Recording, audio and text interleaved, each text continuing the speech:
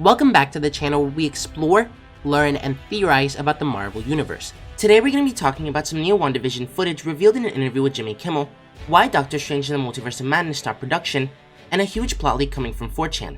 If you're new to the channel, or even if you've been watching for a while, make sure you subscribe because more than 96% of you guys aren't subscribed. And if you think you're subbed, double check because apparently there's a glitch where people are getting unsubscribed from certain channels.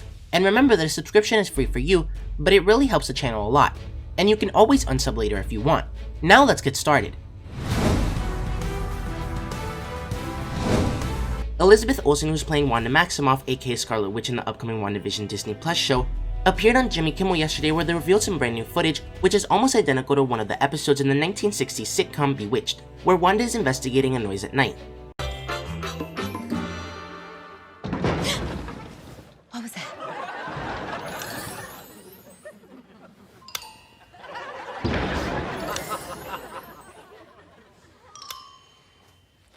Wanda, Yes, dear. are you using your powers to turn on the light? Yes, dear. Allow me, sweetheart.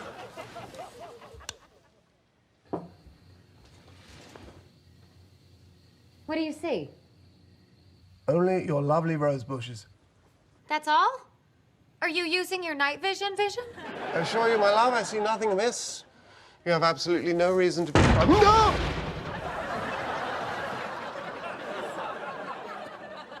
You were saying? But during their interview, Wanda stated that Doctor Strange and the Multiverse of Madness has paused filming in London, due to the current situation getting worse in the UK, and hospitals getting near full capacity.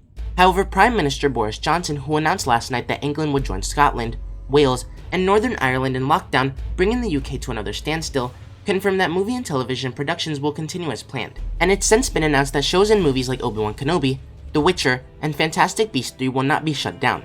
And even Matt Reeves' The Batman will resume filming after the set was shut down in March along with all other movies, and then it was shut down again on September 3rd due to Robert Pattinson getting sick. So this means that Doctor Strange 2 was halted by Disney and Marvel themselves, and not because of anyone getting sick or the lockdowns, which means that there shouldn't be any delays if this was an intentional shutdown by Marvel. And lastly, someone on 4chan who claims to have an insane amount of insider knowledge broke down in detail every MCU project all the way until 2023. Now, like always when covering anything from 4chan, take this with a grain of salt, as it could all be fake, and I find it hard to believe that anyone at Marvel Studios, other than maybe Kevin Feige, would know this much about the upcoming projects. But on the other hand, it could of course be true or partially right, so if this will in any way ruin your MCU experience, click off the video now. Anyways, he starts off by saying that WandaVision will be 9 40-minute episodes. It features Aaron Taylor Johnson as Quicksilver for 2 episodes. I was told one will be a flashback scene, and another where he's a neighbor to Wanda, but I'm told he's still dead. Expect a lot of cameos regarding sitcom legends like Deborah Jo Rupp in the first episode, and a few more surprise cameos regarding characters on the scale of Darcy or Jimmy Woo. The show has a small dance number and magic show. Monica Rambeau has a surprisingly prominent role, and she gets her powers sometime in the show. Each episode is split going between Sword stuff outside the bubble and Westview Wanda stuff. Hulkling has a small role with Sword, and sets up the Young Avengers with Wiccan and Speed. I was told that Vision will not show up again past this show. Evan Peters will only be in 1 or 2 episodes, but as a big villain. My guess from what I've heard is either Mephisto or Nightmare. I've also heard that they may even combine the characters. And Doctor Strange appears sometime in the final episode. Moving on to the Falcon and the Winter Soldier, he says it'll be 6-hour-long episodes. It'll be the show with the most logistical pieces of the post-snap world. Sharon and Bucky will have a romantic spark. Bucky and Sam each have their own villain they deal with. Sam is dealing with John Walker, aka the US agent, and his version of Bucky Lamar Hoskins, aka Battlestar. And Bucky is dealing with Zemo. Zemo is more of a side antagonist and even an anti-hero slash villain. The main villain of the show isn't in the show a lot, but it's Flag Smasher. Erin Killiman's character is Songbird, and she works for Flag Smasher. Thunderbolt Ross will appear throughout this, and more familiar faces will return in small minor roles. The show will also feature Sam's family. There's so many surprises in store in the series regarding a certain type of human and a virus. There's no Old Man Steve Rogers cameo, though it was a very real possibility at one point in time. For Black Widow, he says Ross appears throughout the film. One of the post-credit scenes is Ross attempting to recruit a detained Yelena Belova to a government-formed task force, aka the Thunderbolt. Taskmaster isn't a top-tier MCU villain, but he is the coolest. Taskmaster uses fighting styles, weapons, and iconic moves from Cap, Bucky, Black Panther, Hawkeye, Black Widow, and even Spider-Man. Red Guardian is more comedic relief, but he is formidable. It has some of the most action in any MCU film. You'll also learn why Budapest is different from Clint and Natasha's perspectives. The movie will apparently go to streaming. Yes, at Investors Day they said theatrical, but they expect it to go to streaming. For me, it's not a top-tier MCU movie, but it wasn't far off. 8.8 out of 10. They took some parts from Mission Impossible and Captain America the Winter Soldier, put some great heart into it, and it was just really good. Fun to see the spy genre in the MCU again. Next, he says that Loki will have 8 episodes and each is 40 to 50 minutes long. Marvel have plans to do a second season and possibly a third, with the second season shooting early 2022. This will tie somewhat into Doctor Strange 2, but Loki won't be in that movie or in Thor 4. The show features a lot of Rick and Morty type elements. It's also one of the most standalone things in the MCU. Kang's MCU debut is in one episode. It features some familiar faces in some cool places. A certain cosmic being is who the TVA work for. All I'll say is the episode in the 70s will be one of the best episodes on TV next year. Sophia DiMartino as Lady Loki will be a fan favorite. For What If, he admits that he doesn't know anything about the show's first 10 episodes because he doesn't have a source in the animation side of things. It'll come out sometime next summer, but I do know they plan on having many seasons. For Shang-Chi and the Legend of the Ten Rings, he says it includes the most hand-to-hand combat in any MCU film. A lot of people have been sleeping on Tony Leung as the Mandarin. It'll feature 1 or 2 cameos of familiar faces within the MCU, but it's not set during the snap. A tournament featuring many different familiar beings will be the main second act of the movie. Fin Fang Foom will appear, and the film will only require small amounts of reshoots. Moving on to the Eternals, he said, I heard the most recent cut of the movie is 2 hours and 19 minutes long. Kit Harington as Black Knight and Gemma Chan as Cersei are the best couple in the MCU. The movie does tie into Thanos' origin. It's also the most beautifully shot and looking MCU film. The movie will span thousands of viewers, and a character in this is getting a spin-off Disney Plus show. As we all know, Crow is the main villain. Icarus and Cersei are the ones who bring the team all back together. The Eternals have been sitting in the background for the entirety of the MCU, and some cool stuff will be revealed in their involvement in previous movie events like Avengers 1, Black Panther, Thor 2, and even Endgame. Fina and Gilgamesh are the odd ones out of the group due to something that occurred in Babylon. Sprite is a sort of anti-hero and has her own agenda. The Celestials will have a great presence and a couple scenes in this. This movie will have 2 weeks of reshoots and additional filming sometime in late February. Next, he says that from what he was told, Spider-Man 3 is expected to be a very long movie. The official title is Spider-Man Homeworld. It apparently has the most dark and gritty moments in any Spider-Man movie. The movie picks off right where we left off with a bounty put on Spider-Man's head. It does tie into WandaVision, but I won't spoil the link. Doctor Strange is in the movie for only 8 to 12 minutes, about 2 or 3 scenes. Cumberbatch was on set for 2 weeks and all his stuff is done from what I understand. Matt Murdock, played by Charlie Cox, will show up. I wasn't told if he'll be in the Daredevil costume or if he'll just be Peter's lawyer. All I was told is that he has a small role in this. If I had to guess, anywhere from 5 to 10 minutes. Kraven is the main villain.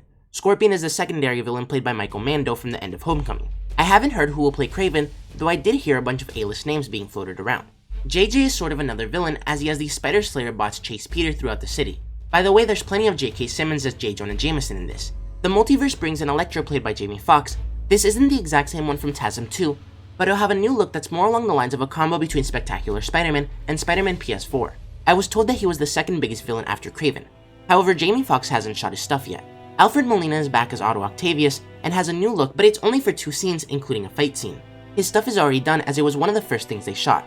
Thomas Hayden Church has a very brief cameo as Sandman. From what I was told, it's only 40 seconds long. Michael Keaton's Vulture comes into play later in the film when more is revealed. They somewhat struggled to get him into this due to him being busy personally and also being a big part of the Flash movie as Batman. From what I was told, he'll do his scenes and then go right into filming Flash. Mysterio is revealed to be alive and working under Norman Osborn. Willem Dafoe will be the MCU's Norman Osborn and he has a great new look. Tobey Maguire will have about 10 to 15 minutes total, and Andrew Garfield will have a little bit more, probably around 20 minutes. I think fans of each will enjoy what they get. Tom Holland and Andrew Garfield are apparently amazing on screen together. Tobey Maguire signed on a few days before shooting started, but he hasn't shot all his stuff yet. Kirsten Dunst and Emma Stone are very brief cameos at the end of the film. These Spider-Men aren't the exact same versions from their movies. You'll see what I mean, but it doesn't take anything away. Tom Hardy's Venom makes a 5-second cameo, but Kevin Feige is very against it happening. However, with Andy Serkis helming Venom Let There Be Carnage, the movie should redeem the critics. And lastly, both Marvel and Sony have found their Miles Morales. I don't know for sure if he's going to be in this movie, I doubt it, but he will appear sometime soon due to being cast. If I had to guess, he could appear in the post-credits scene. Miss Marvel is expected to come out in September of 2021. The show will be 8 episodes long, and will be a starting point for introducing the Inhumans into the MCU proper. Captain Marvel will be in one of the later episodes. This was apparently their most broad and difficult casting yet, and they think Iman will be a huge star and they found the next big thing. The show will feature Kamala in high school. It'll also feature a lot of Avengers merch throughout, and will have some great fanfiction sequences and animation. The show really leans into a teen comedy and a sort of coming-of-age story. Filming will be done in February. If I had to guess, Hawkeye will be out in mid to late November. The show will be 8-hour-long episodes, and will be the last appearance of Clint Barton in the MCU. Clint will lose his hearing and is what makes him set out to find Kate Bishop. The show will pull heavily from Matt Fraction's run, and is essentially a direct adaptation in many regards. Clown will be the main antagonist, and one villain hasn't been named yet. Swordsman is only in flashbacks, it features the tracksuit Mafia and Echo, Yelena will have a decent role, and there will be more Ronin action from his time during the snap. Half of the early episodes will be more of Clint as the main character, and the other later half will be more of Kate Bishop. Feige and Marvel are in love with the script, and with Hailee Steinfeld as Kate Bishop. They'll supposedly finish shooting sometime in March. She-Hulk is expected to arrive in the first quarter of 2022. The show will be 10 30 to 40-minute episodes, and a majority of them will be directed by Kat Coiro. They are open for the show to be multiple seasons. All of the cases that Jennifer Walters deals with as a lawyer are superhero-based. Some familiar faces are even on trial and represented by Jennifer Walters herself. The show has a lot of random appearances of different characters. Hulk/Banner will be a supporting character in the show, appearing in 3 to 4 of the episodes. Titania is the villain, and the leader in Abomination will return. There is a plan to have a rematch between the Hulk and Abomination. Thunderbolt Ross also has a sizable role in this. He says Moon Knight is expected to arrive in the second quarter of 2022, and my guess is in mid-April. Oscar Isaac was actually their second choice, and the show will have 8 episodes. The show will explore all of Mark Spector's identities in very unique and interesting ways. It'll be darker than most MCU projects, and the villains are the Committee, Dracula, and Stained Glass Scarlet, who sets up Bushman. And an Avenger in Los Angeles will briefly show up in this. I feel like Moon Knight fans will be pleased with this show, but they are limited due to not being able to go full hard R. However, it's edgier than most MCU projects, and the humor that will be used is very minimal. The show will go into production in late February. Moving on to Doctor Strange in the Multiverse of Madness, he says that Scott Derrickson left because of not wanting to include America Chavez, and wanted more horror than Marvel would allow, and wanted more villains than Marvel wanted as well. Other than America Chavez being there and the amount of total horror, Sam Raimi's version will be pretty similar to what Derrickson would have made. There's a fair amount of horror sequences, which is what really excited Sam Raimi and brought him on board. Raimi was given pretty much full creative control on a lot of the aspects of the movie. There will be a lot of multiverse cameos that I don't want to ruin because they're great. Clea and Drum will be the secondary supporting characters, along with Xochitl Gomez as Miss America. They wanted Charlize Theron to be Clea, but she passed on the role. I've been told that they're both cast, but I have no idea who's playing them. Evan Peters' character from WandaVision will be one of the villains. Scarlet Witch will be the second lead, and Mordo is in the film, but only in the first 20 to 25 minutes. Bruce Campbell will of course cameo, and the movie will set up evil interdimensional beings like Dormammu joining forces with one another. There will be 2 to 3 jaw-dropping and terrifying but exciting action sequences. One includes the group having to fight zombie versions of the Avengers, including Iron Man, Captain America, Hulk, Black Widow, Doctor Strange, Vision, and Falcon. There's one great small crossover scene, and the movie will utilize the volume stagecraft used in The Mandalorian. They've been shooting for a little under 2 months, and a majority of it so far has been the beginning of the movie. I was told that they haven't shot anything with Xochitl Gomez as America Chavez yet. Next, he says that Taika Waititi has really outdone himself with Thor: Love and Thunder. It really appears to be a rom-com like he said, and it's expected to be a very long movie. The movie does feature Jane Foster's cancer storyline from the comics. Valkyrie has a subplot regarding her love interest in the director of S.W.O.R.D. Abigail Brand. Earth-based S.W.O.R.D. is involved a decent amount in the movie, and they go to just about every realm. All of the Guardians besides Gamora appear, and they're in the beginning and the end of the movie. Korg has a bigger role, Sif will be back in a small role, Beta Ray Bill is in the movie and their voice actor choice is perfect. There will be a small Hulk cameo in the beginning. This movie will also use stagecraft used in The Mandalorian, and the movie will shoot in January in Australia and also do some filming in Vancouver. For Black Panther 2, his wording is very confusing, so I'm gonna break it down a little bit and make it easier to understand, but I'll still have his original text on screen. Apparently they kept the second one under wraps very well prior to Chadwick's passing. From what I can tell, they aren't changing too much in terms of the villains and the story. But they're obviously replacing T'Challa, so there is some restructuring and shuffling around happening in that regard. Ryan Coogler was very adamant from the beginning to not recast T'Challa. However, according to this person, Kevin Feige's plan was to recast him even though it was controversial among the inner circles. They started talking about what to do with the sequel in early October, and they discussed having Shuri take over as Black Panther, along with M'Baku and Nakia, possibly even have 2 characters be Black Panthers. They also considered doing a prequel at one point instead. Apparently Marvel was going to bump off the film a bit to maybe have clearer heads prevail and continue on with T'Challa, but they didn't want to lose Coogler. So it was decided by Marvel to allow Coogler to make M'Baku or Shuri Black Panther, and at one point, Coogler decided that he wanted it to be M'Baku, but he'd been pushing to go a different, more unique and original direction from the beginning. He then brought it up again before it was too late, and Feige agreed. Since November, he's been retooling the script and making a brand new character. So Shuri and M'Baku will not be Black Panther, but both will be the main supporting characters in the film. T'Challa won't die, and I was told he's basically written out. I don't know in what way or what it means, but the Black Panther mantle will be donned by an original character created by Ryan Coogler. He'll be the lead of the film and will be King in Black Panther moving forward. He was described to me as a strong, quiet, and powerful, but also broken young man with a very unique backstory. I was told he's a member of either the Minor or River tribe, and apparently a relative of Nakia, but Marvel isn't letting out their plans for this until the last second. Okoye and Nakia will have smaller roles than before. They were probably the 3rd and 4th biggest characters in the first movie, so having Shuri and M'Baku get more to do moves them down the pecking order a bit. Doctor Doom is a smaller secondary villain, and the actor is still in talks, but I think fans will love him. Namor is the main villain and will be played by Tenoch Huerta. Instead of Atlantis, it'll be called Lemuria, which is the Deviant's underwater city from the comics. I was told it's essentially a three-way war between Wakanda, Latveria, and Lemuria. Martin Freeman will return as Agent Ross. Moving on to Blade, he says it'll come out October 2022. I heard this is aiming to be a very heavy PG-13, but Feige is pushing it to be R only on a violence and gore level. They have their writers signed on, and Marvel wants to get Guillermo del Toro to direct. But they also have Barry Jenkins in mind, who's working on Lion King 2 for Disney. Terrence Nance is also on their list, along with the Bad Boys for Life directors who are currently working on Ms. Marvel, so it would be a quick turnaround for them once Ms. Marvel finishes shooting. Mahershala Ali did some test footage as Blade over Zoom in quarantine, and apparently it's perfect. And Dracula is apparently the villain. Secret Invasion is a 5-episode miniseries that will act as a prequel to Captain Marvel 2. Nick Fury along with Talos will be the leads, and it deals with evil Skrulls infiltrating Earth. Maria Hill will be featured, and it'll have multiple other Avengers including Captain Marvel, Falcon, and Bucky, and it'll begin filming in June. For Captain Marvel 2, he says that Marvel feels very confident in the direction they're going with Carol Danvers. The movie apparently has more of a team-up film feel, and Monica Rambeau as Spectrum has a big supporting role. Ms. Marvel will have a small role, War Machine plays a decent role, and apparently there will be some kind of romance between Carol and Rhodey. Fury and Hill will return alongside Talos and his wife, and the movie will feature the Nova Corps and another space empire. Jude Law is returning, and the movie will set up the Ultimates. Moving on to Ironheart, he says that Pepper and Morgan will have brief appearances. They're taking a bit of a different approach to her character than in the comics. It looks like it may debut in late 2022 or early 2023, and the show will start shooting late this year. Next, he says that Armor Wars is coming out sometime in 2023. It's a very political show, and I was told that Rhodes will be in some form of government position. Sam Rockwell will be back as Justin Hammer, and I'd expect Crimson Dynamo and Detroit Steel to show up. The show will explore a bit of what Rhodes did during the snap, which was explored while developing Endgame. Ironheart will also be featured, and the show will start shooting late this year or early next year.